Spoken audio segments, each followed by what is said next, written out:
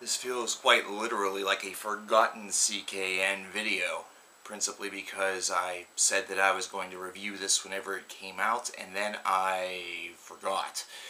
And kind of let other things sort of dictate the schedule a little bit, and kind of got in a little bit over my head. But we need to talk about this album. It's something that in 2015 has certainly gotten a lot of attention, and since I did say I wanted to review it, I want to make good on that word, even if it is about 4 months removed. That's Jenny Death. It's the second disc off of the Powers That Be from the group Death Grips. Now, Death Grips is, at its core, what many people consider to be an experimental hip-hop group, but with this album here, they definitely show some tendencies that maybe lean a little bit more towards a little punk, which is kind of an interesting idea that certainly reminds me of groups such as Fucked Up, although that is more of a straight-up homage to punk rock, or to what would be considered to be, I guess, punk here in the 20-teens. I remember an album of theirs being one that I respected a whole lot, entitled David Comes to Life. This is not quite in that same accord. This is one that definitely takes the idea of experimental and takes it to a brand new level. And I kind of dig the fact that this is happening more and more in hip-hop, where you can see that there is a very traditional ideal that exists throughout the mainstream, and then underneath the surface there is this underground growing culture of people that are taking the idea and really elevating it to new sonic levels. And it's something that's even starting to inject itself a little bit in the mainstream, where you hear artists such as Kendrick Lamar getting very artsy on their albums, or even somebody like Earl Sweatshirt going very dark with his last release, I Don't Like Shit, I Don't Go Outside. But this is definitely one that sort of takes the proverbial cake whenever it comes to going above and beyond something different. And right whenever you listen to the very first track off of this, I Break Mirrors with My Face in the United States, that repetitive line that you hear, that repetitive song title that is stated so many times on the song in a very disharmonious fashion. It's not something that needs to be synced up with the music in order for it to really fit. The Discord really showcases itself almost immediately. It shows that this is going to be something where the traditional rules of music are going to sort of flutter out the window ever so casually and break the window during the process. And that has been part of Death Grip's primary objective ever since their inception, to kind of take the conventional idea, the conventional rule book of hip-hop, and sort of just do away with it and maybe light it on fire after pissing on it. Maybe having their dog take a dookie on it or something like that, just for added measure. And this is something that you hear a couple times on this disc, where you hear the repetition of a song title within the track a good bit. Why a Bitch Gonna Lie is another track that certainly does this. I like the fact that this is an album that is not afraid to kind of dive headlong into what could be considered almost hip-hop rock, if you really want to go that far. Some people say it has that punk tendency to it, which it does have more of a sound of the punk scene that's sort of resemblant. They're a very noise rock kind of oriented, experimental punk, whatever the heck you want to call this amalgamation. This is just a weird one to classify, and I think that's why I kind of respect it as much as I do. This is certainly not an album that is going to reach everybody. It's something where the traditional hip-hop fan will probably listen to this and not find as much value into it as somebody who's a little bit more akin to things that are a bit more experimental, either that or a bit more unconventional. I think that aspect is what really makes Death Grips a very approachable and very attractive band to a lot of folks from maybe the indie scene. Either that, or it's a group where a lot of folks that don't traditionally listen to hip-hop feel that there is access, considering it takes a little bit more of a cue from multiple influence.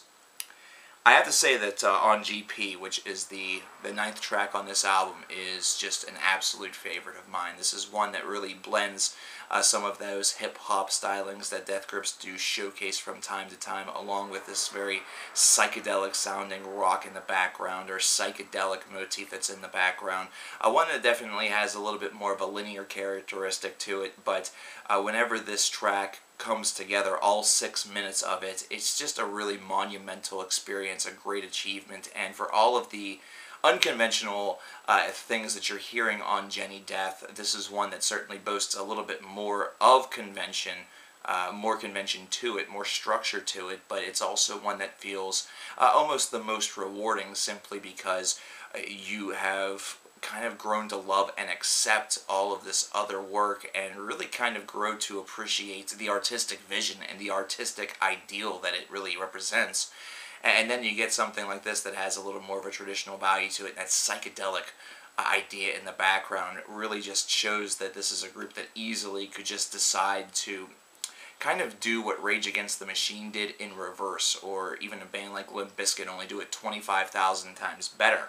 Taking the idea of hip-hop and merging it with rock, and merging it with something that has a harder philosophy, and just make it really, really just very, very solid foundation-wise from a musical standpoint, but also one that kind of has a universal appeal, a very cross-genre appeal that really could get a lot of people on board. This is not music that's meant to be for everybody, but it's something where it's bringing together a large and diverse group of individuals that seem to really enjoy it. And I count myself among one of those. Jenny Death is one of those rare and unique albums that we've heard a couple of them here in 2015 that just seem to offer a lot of rewards if a listener is willing to take the full journey and not let themselves be overwhelmed or a bit frustrated by the fact that it doesn't sound like anything that they're used to.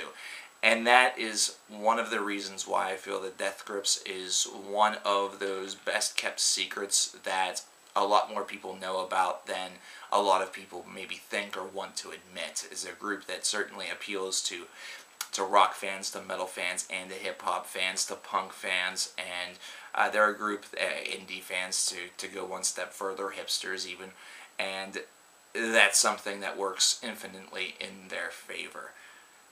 I feel that this is an album that for this group is certainly one of their heaviest. It's certainly one of their more harder-edged albums, one that sort of drifts a little bit away from that experimental hip-hop variety and actually adds in to that idea, the whole rock and roll or the whole punk aspect, whichever you wish to really divulge as your adjective of choice, I suppose, your modifier of choice, and does so in such a way that really promotes artistic vision very well. It promotes the whole idea of sort of elevating hip-hop and elevating that whole genre of music to a little bit more above the cookie cutter that you hear. It's something where it's not always the most smooth idea. It's not always something that has the most thought-provoking of lyrics, either that or the ones that are going to really sit back and make you think. At times it's going to seem a bit repetitive, a little bit meandering, either that or it will seem kind of like they're just saying the things for the sake of saying them to see what the reaction will be.